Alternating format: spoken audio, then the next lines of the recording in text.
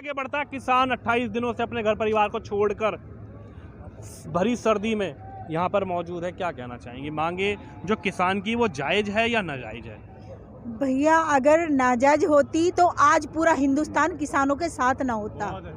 ठीक है, आज मेरे ये बुजुर्ग जो 80-80 साल के, यहाँ पे 90 साल तक के भी शायद बुजुर्ग यहाँ मिल जाएंगे, और इनको हिंदुस्तान पाकिस्तान कह रही हैं। इनको डूब के मर जाना चाहिए, शर्म आनी चाहिए। क्या ये अभी आपने जो बाबा बोले हैं, क्या आपको पाकिस्तान के लग रहे हैं? अरे कोई आप सबूत तो दिखाओ, हमारे बीच में से निकाल के तो दिखाओ। आप बेवजह आरोप लगा रहे हैं, आपको और कुछ आरोप नहीं है। कहाँ तो ये अन्नदाता है, धरती पुत्र है, और कहाँ आप इन्हें बंदूकधारी करे हत्या करने वाले लोग हैं। ये किसान और जवान दो क्या सुरक्षित हैं इसमें? आज 28 का पूरा महीना दिन होने आ रहा है, शीत लहर चल रही है। आप कैसे मलमल के बिस्तर में सो सकते हैं? आज मेरे भाई यहाँ पर पड़े हैं बॉर्डर पे। क्या इनके अंदर दिल नहीं है, आत्मा नहीं, क्या नहीं है? आखिर आप क्यों नहीं सुन रहे हैं इनकी आवाज़? आप ये बताइए, शर्म आनी चाहिए। सच में बता रही, मैं बहुत दुखी हूँ, कुछ कर नहीं सकती। मैं यहीं की रहने वाली, लोग बीच बीच में मैं आती हूँ, क्योंकि मैं किसान की बेटी हूँ। और ये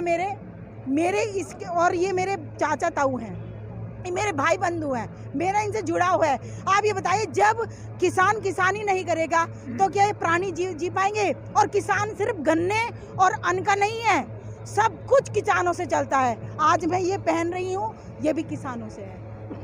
कपास है, दाल है, मूंग है, इवन मतलब सारे फल फ्रूट है, ये सब किसान ही तो उगाते हैं। और बताइए, ये बताओ, किसान अगर आप किसानों को मिटाने पे लगे हैं तो ये बताओ कि जीवित प्राणी कैसे जीवित रहेगा? क्या हिंदुस्तान में कीड़े वेड़े रहेंगे? क्या ये जानवर बनेंगे?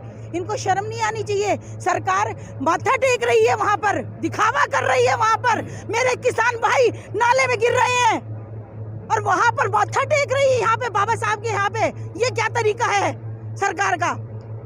डूब के मर जाना चाहिए।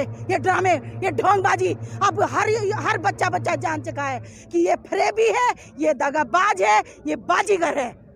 अब नहीं चलेगी बाजीगरी। अब ये लास्ट, ये गिरवी नहीं रखे जाएंगे। इनकी जमीर अभी जिंदा है, ये नहीं बिकेंगे। ये हिंदुस्तान के, ये हमारा, अरे हिंदुस्तान का तो विदेश तो तक जाता है, विदेश के लोग जिंदा रहते हैं। पशु मतलब हर कोई, और उसके बाद भी ना, मैं क्या बताऊं, शर्म आती है इन लोगों को जब ये मन की बात करते हैं। 1 महीने से इनकी बात नहीं सुन रहे। मन की बात कौन सुनेगा? मन की बात। और मेरे ख्याल से 80% किसान भाई ने वोट दे के मोदी जी और योगी जी को बिठाया है। और लेकिन आज ये लोग पछता रहे हैं, मैं भी पछता रही हूँ। मैंने भी शायद कहीं ना कहीं मेरे दिमाग में भी आया था मोदी जी को वोट देना चाहिए कि अच्छे दिन आएंगे। अच्छे दिन है तो सही, 2 गुना की बात चल रही है, 2 गुना आएगी। ये अच्छे दिन है, ये देखिए, ये अच्छे दिन है। ये 80-90 साल के यहाँ पड़े हैं, ये अच्छे दिन है। शर्म नहीं आती है? आप बुजुर्ग लोगों को, एक हिंदुस्तान के बुजुर्ग लोगों का श्राप लेके, आपको सच बताऊं, सड़क आपको नरक में भी जगह नहीं मिलेगी। इन इंसानों को हद कर दी। जनरल वीके सिंह बोल रहे हैं ठलवे, इनके बच्चे पूछो विदेशों में भी पढ़ रहे हैं। जनरल वीके सिंह ने ये नहीं कहा, ये सांसद हैं यहाँ के रमेश बिदूड़ी, उन्होंने मंच से कहा था कि ठलुए आ रखे हैं। ठलवे इनसे पूछो तो इनके बच्चे कहाँ पढ़ के कहाँ नौकरी कर रहे हैं। ये तो क्या उसमें फोन में गिनती गिनेंगे, ये हाथ पे ही। मेरी मम्मी अनपढ़ है, लेकिन हजारों का एकदम निकाल देती। हम तो यूं ही करते रहते हैं, तो इन्हें अनपढ़ बता रहे हैं आप? इन लोगों को अनपढ़ बता रहे हैं आप? हैं? इन्हें शर्म नहीं आई? मोदी जी कैसे पैदा हो गए? चाय बेचने वाले, पकोड़े बेचने वाले, ये बताए बेसन कहाँ से आता था? चाय क्या इन्होंने अपने खेत में उगाई थी? क्या ये किसान नहीं उगाते? चाय भी तो किसान ही बोते हैं। पूरे हिंदुस्तान में किसान के अलावा कोई भगवान है ही नहीं। मैं कहती हूँ इनके अंदर राम, आप मंदिर में राम ढूंढ रहे हैं, वहाँ चांदी की ईंट गुजा रहे हैं, घर से कह रहे हैं आप वो दो, योगदान दो। अरे मेरे ये रे राम, ये रे शंकर, ये रे कृष्ण, सब इनमें मेरे भगवान हैं।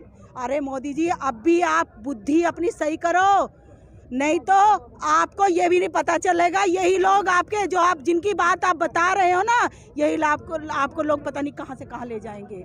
इसीलिए थोड़ा सा अपनी ज़मीर को जगाओ।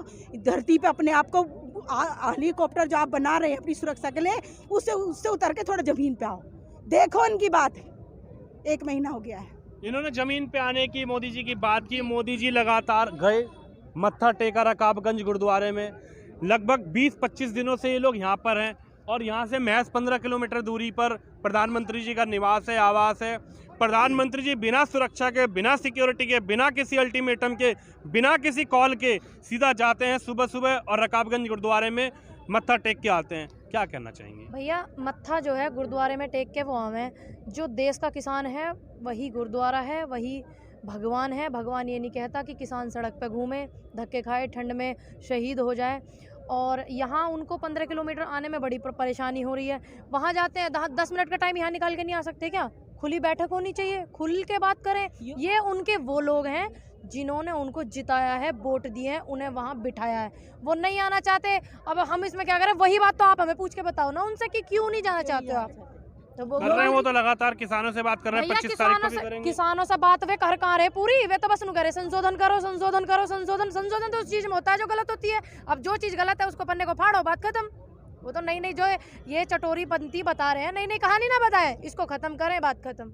हमें नहीं चाहिए। सीधी सी बात है, आर पार की बात है, संशोधन नहीं होना चाहिए। प्रधानमंत्री नरेंद्र मोदी जी रकाबगंज गुरुद्वारे गए, इनका यही कहना है कि रकाबगंज गुरुद्वारे तो आप चले गए, लेकिन उस अन्नदाता को कैसे भूल गए मोदी जी, जो लगातार 25 दिनों से भरी सर्दी में सड़क पर लेटा हुआ है, सड़क पर अपने बच्चों को घर में छोड़कर, अपने खेत खलिहानों को छोड़कर सड़क पे सिर्फ आपसे एक मुलाकात के लिए यहाँ पर तरस रहा है। रकाबगंज गुरुद्वारे आप गए, आपका स्वागत है, लेकिन इनका यह कहना है रकाबगंज गुरुद्वारे से माननीय मोदी जी, माननीय प्रधानमंत्री जी थोड़ा अपनी गाड़ी को आगे ले आते तो गाजीपुर आ जाते, या फिर आप गाजीपुर आकर इन किसानों के मन की बात भी सुन लेते। आखिर किसान क्या चाहता है, किसान फिर अपने घरों को जाए, अपने बच्चों में जाए। कैमरामैन दिनेश जी के साथ मैं विनोद कुमार शर्मा, गाजीपुर उत्तर प्रदेश के बॉर्डर से।